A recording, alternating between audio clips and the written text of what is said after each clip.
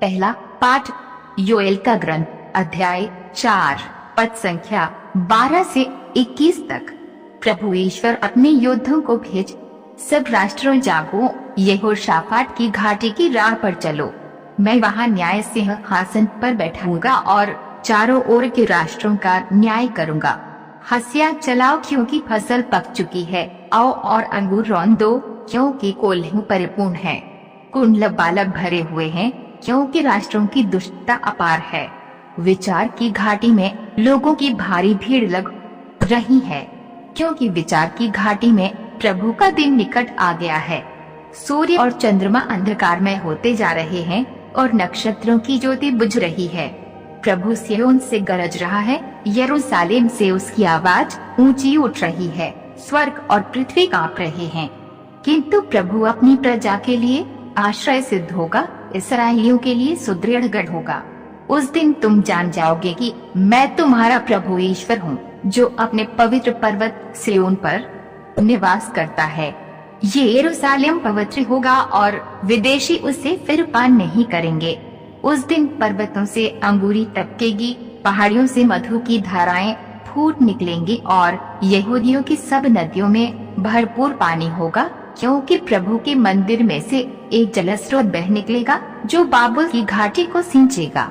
मिस्र उसर हो जाएगा और एदोम मरुभूमि, क्योंकि उन्होंने यूदा के पुत्रों के साथ अत्याचार किया और अपने देश में उनका निर्दोष रक्त बहाया। किंतु यहूदिया सदैव बसी रहेगी और यरूशलेम युग युगाबाद रहेगा। मैं उनके रक्त को बदला लूंगा, वह दंडित नहीं रहेगा, क्योंकि प्रभु सिय्योन में निवास करता रहेगा। यह प्रभु की वाणी है।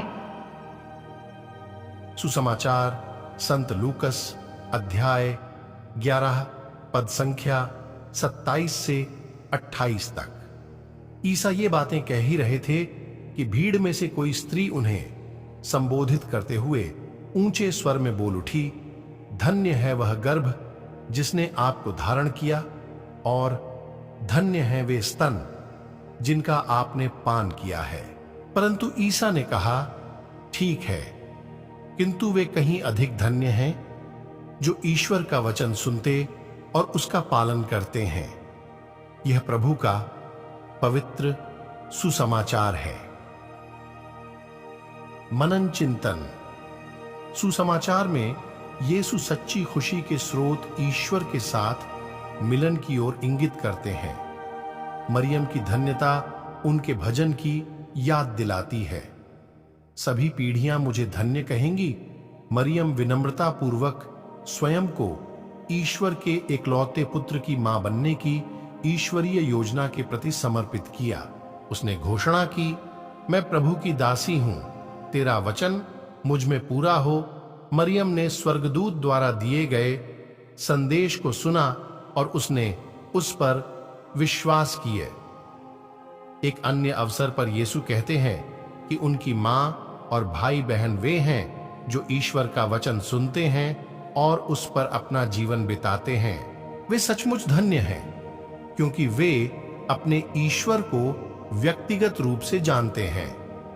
उन्हें उसकी बात सुनने और उसका पालन करने में आनंद मिलता है। शब्द सुनना या सुनाना आसान है, इसे अभ्यास में लाना एक दैनिक विकल्प और एक दैनिक निर्णय है। हमें क्या करना पसंद है? आज के पाठ को सुनने वाले सभी प्रिय विश्वासी भाई बहनों को परमेश्वर आशीष प्रदान करे। आमीन।